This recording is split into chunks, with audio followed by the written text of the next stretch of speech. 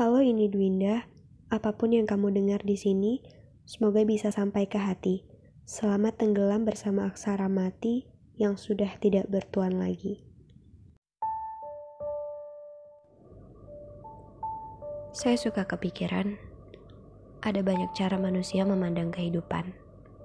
Kamu yang sedang mendengarkan ini, pasti punya pandangan sendiri tentang hidup. Punya filosofinya sendiri.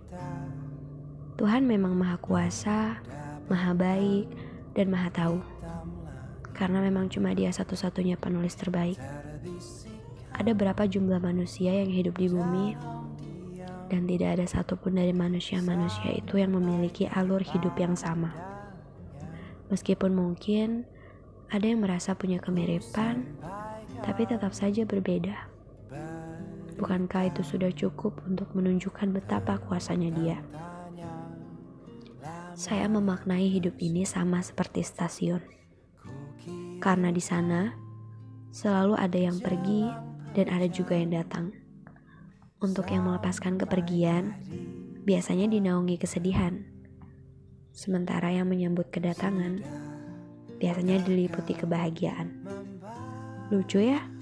Berada di satu tempat yang sama, tapi perasaannya berbeda-beda. Hidup juga demikian kan? Kita tinggal di dunia yang sama, di bawah langit yang sama, tapi meskipun di jam yang sama sekalipun, perasaan kita berbeda. Bisa jadi detik ini adalah detik paling bahagia yang kamu rasakan. Tapi bagi orang lain, detik ini adalah detik paling sakit yang pernah ia terima. Mungkin pada jam ini di belahan bumi lain sedang bersuka cita menyambut kedatangan anggota keluarga baru. Tapi di jam itu juga pada belahan bumi lainnya ada yang sedang berduka cita sebab harus merelakan salah satu keluarganya berpulang.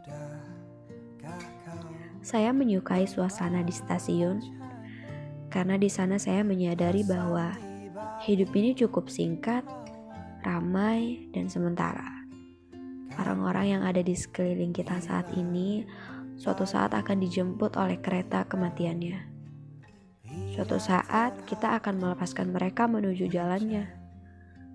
Sayangnya tiket yang masing-masing ada di genggaman kita tidak mempunyai keterangan waktu. Kita hanya bisa bersiap-siap menunggu kapan kereta kita tiba. Saya setuju dengan buku yang saya baca bahwa nyaman itu jebakan.